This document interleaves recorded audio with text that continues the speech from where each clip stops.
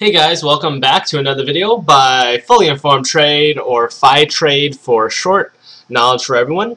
My name is Alex Cho, and today I'm just going to go ahead and review silver and gold, go ahead and talk about what's going on, review some key fundamentals, technicals, and of course go ahead and review the correlation to the dollar as well. So without any further delay, let's go ahead and review these key markets. First of all, dollar index has continued going on its downward trend. I don't anticipate it finding support anytime soon until it gets to the 74.80, which is going to be a gap area. Then you're probably going to see a sizable bounce off of that, which would be a good area to scalp if you guys are dollar index traders, dollar index future traders, or dollar index forex traders. Again, so that's pretty much the 74.80 area, $74.80 area. So again, until then, I still think that this market has more downside for the day. Now, because of that, I do anticipate silver spot to continue going higher. It has made new all-time highs, and again, I think we'll be able to reach that $45 target, and now we can anticipate even a $50 target, because with all these things going on and all these measures being taken place, downgrades being taken place, issues out of Europe, chances are silver and gold has all the reason to keep going higher without the Federal Reserve increasing while reducing the risk of the Federal Reserve increasing interest rates, and also the risk of the end of permanent open market operations and other stuff as well. So again, a lot of money is being pumped into the system.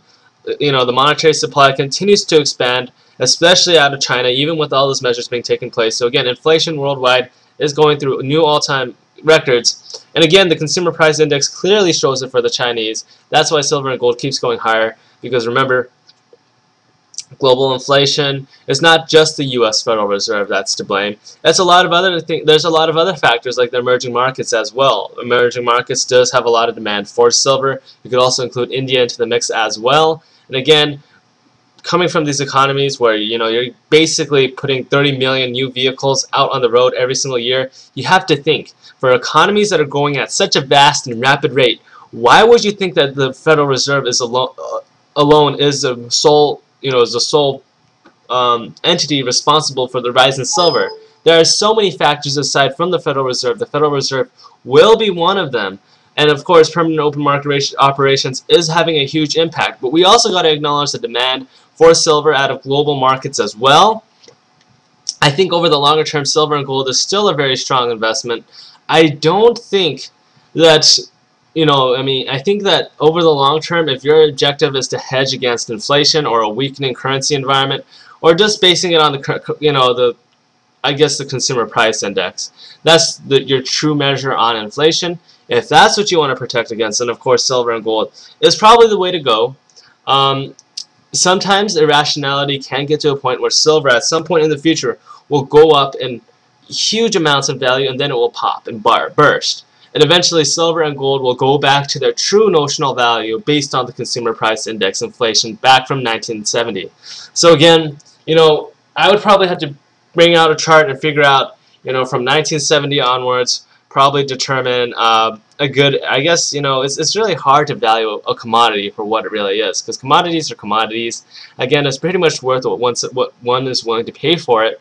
But again, we might as well go back to those 1970, 1980s highs, look at gold, look at the inflation that has happened since then, and then determine where gold and silver should honestly be at.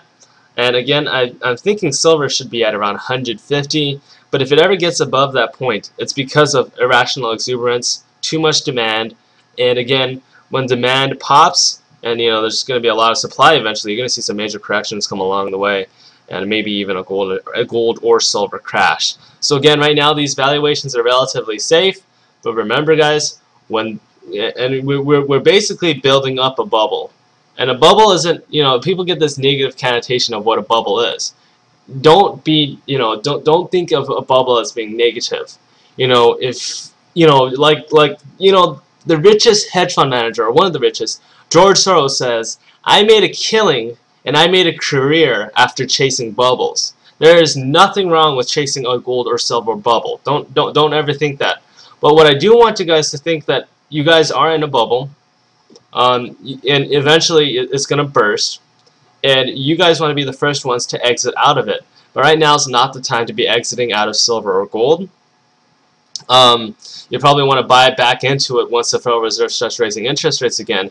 But remember, I think that silver and gold has more room from an inflationary standpoint, and over the long term, it should continue to go up on a maybe based on the consumer price index, maybe 2 or 3% inflation. So silver and gold should go up by 2 to 3%. But right now, since silver and gold has been devalued for so long, one has to assume that silver and gold should be making real new notional all-time highs and eventually reach 140 silver and possibly around $3,000 to $4,000 per ounce on gold. But but after that point, I'd have to be really careful of gold. I don't really feel that optimistic after that point. In fact, I'd be very, very cautious of gold and silver once we get above those type of levels. All right, because once you get to that point, the money gets into your eyes. It gets really hard to exit out of trades when you're making such a large amount of profit. You think that the tide won't ever go against you, but eventually it does, and you're going to be swept with the current, and you're going to be wishing that you basically sold your silver and gold maybe when it was at 140, or maybe when gold was at maybe $3,000 per ounce.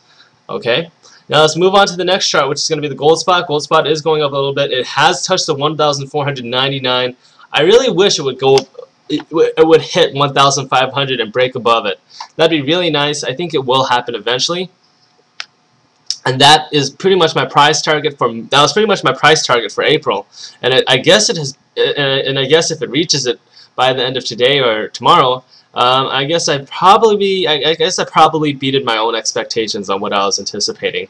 And again, I still think that 1,500 to 1,600 is a safe estimate for where silver, where gold will go for April. Now moving on, I want to go ahead and talk about some stocks. First, Majestic Silver Corporation. I'm not too optimistic on it. I already sold my stake inside of it. I basically sold it. I did wing a small loss. It wasn't too major, but I had to get rid of it. I didn't really like it. Basically, the main point here is that, and I also want to show you guys another chart, which is Pan American Silver. Pan American Silver and First Majestic Silver Corporation. I really don't want you guys to be buying the silver and gold mining stocks at all. Even if you think that you're buying in at a bargain, I don't want you guys to do it yet. And the main reason is that these stocks aren't reacting at all to a rising price in gold, silver, or the Dow component going up in value for some weird reason. I don't know why. And that's exactly why I don't want you guys to get involved with them. And the main reason is because they're not following the correlations. You can't predict the outcome of your trade. If you can't predict the outcome of your trade, you don't make a trade. It's as simple as that. But what I do want you guys to do instead is to basically to invest into something that's highly correlated with the rise in value of silver and gold. One of them being the SLV, and the other one being the AGQ ProShares Ultra Silver. Ultra Silver is 2 times bullish, 2 times silver. So basically, every time, let's assume silver goes up 5% in value, this stock is supposed to go up 10% in value. So what I want you guys to do is to go for the iShares Silver Trust or the ProShares Ultra Silver, AGQ or SLV. It's as simple as it gets, guys. Buy this, you might as well either buy this physical commodity, buy an ETF that closely tracks the silver market, or you buy the double leveraged silver. Now that's and for all of you traders out there that are trading leveraged futures or foreign exchange, you guys know what you guys should be doing. But again, you guys should probably have a smaller position, smaller lot sizes, with a much more longer term outlook on the silver spot, and then you guys just average your way in. That way, your cost basis kind of goes up, but at the same time you're not taking on as much risk, and you can basically absorb the minor pullbacks that might come your way because you've been averaging in the whole time. Anyway, that does it for me for today. If you guys are interested in these type of videos, please be sure to go ahead and subscribe to my YouTube channel. I'll always have more for you guys in the coming weeks, months, and days ahead.